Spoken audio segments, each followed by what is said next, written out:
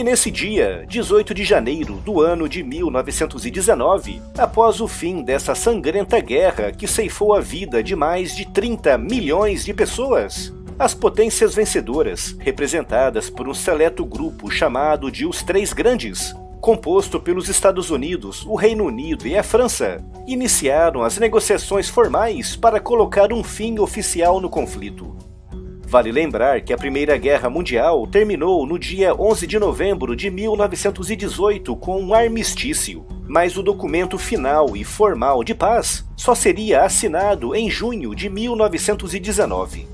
Olhando para o cenário em 1914, é difícil, se não mesmo impossível, culpar um só país pelo início da guerra, mas os três grandes encontraram na Alemanha o principal responsável pelo seu início, com o grupo tendo sido muito influenciado pelos franceses, que apesar de vitoriosos na guerra, ainda não se sentiam completamente vingados pela derrota de 1871. E por isso, entre janeiro e junho de 1919, representantes da França, do Reino Unido e dos Estados Unidos reuniram-se em 145 sessões fechadas, com 70 outras delegações de 27 nações diferentes, reunindo-se em quase 1.700 sessões, com o objetivo de levantar as responsabilidades pela guerra e, principalmente, decidir qual a punição a aplicar. Como os franceses partilham com a Alemanha uma grande fronteira terrestre, o objetivo daquela delegação era enfraquecer ao máximo os alemães para evitar uma repetição da guerra de 1914. O primeiro-ministro francês na época, Georges Clemenceau, disse no início dos trabalhos do tratado: "A América está muito distante, protegida pelo oceano. A Inglaterra, nem mesmo Napoleão conseguiu invadir. Vocês dois estão protegidos, mas nós não." E por isso dedicou-se ao máximo para incapacitar militarmente a Alemanha e também para criar um território tampão entre os dois estados, uma região totalmente desmilitarizada na Renânia. Os franceses também queriam que os alemães pagassem todos os custos da guerra e apresentaram uma conta exorbitante e que em 1919 correspondia ao produto interno bruto de 10 anos da Alemanha. Por esse tratado, os alemães foram impedidos de ter uma força aérea e de construírem navios de guerra acima de uma determinada tonelagem, e também não podiam ter um exército com mais de 100 mil soldados.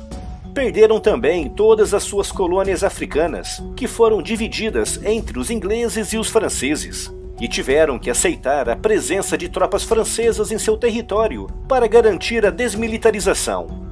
Além disso tudo, a pesada conta apresentada aos alemães arruinou a economia do país, que já tinha ficado bastante abalada com a guerra.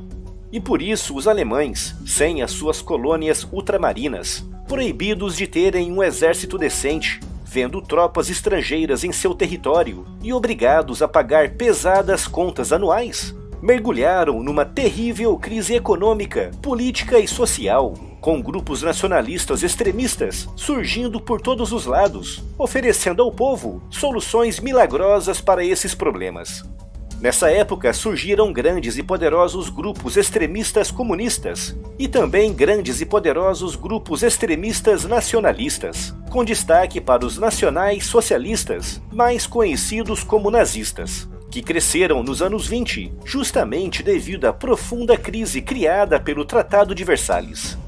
É certo afirmar que se não fosse por esse tratado, os alemães não teriam procurado soluções milagrosas extremistas, como aquelas oferecidas pelos nazistas. Quando o Tratado de Versalhes ficou pronto, o Marechal Ferdinand Foch profetizou: "Isso não é um tratado de paz, é um armistício de 20 anos." Ele estava certo, e exatamente 20 anos após a assinatura do tratado, o mundo mergulhou na Segunda Guerra Mundial.